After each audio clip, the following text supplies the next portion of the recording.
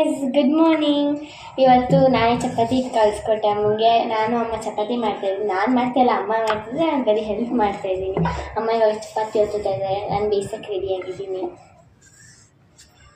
ಅಮ್ಮ ಚಪಾತಿ ಹೊತ್ಕೊಟ್ರೆ ಈಗ ಬೇಯಿಸೋಕ್ಕೆ ರೆಡಿಯಾಗಿದ್ದೀನಿ ಗೈಸ್.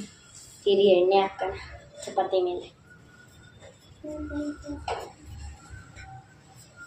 ಇನ್ನು ಸ್ನಾನನೇ ಮಾಡಿಲ್ಲ ಗೈಸ್.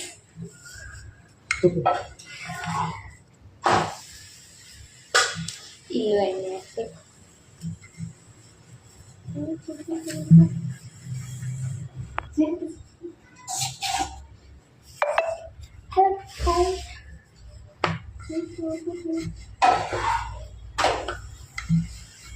ಕಡಿಮೆ ಇಟ್ಬಿಟ್ಟಿದೆ ಸಿನಿಮಾ.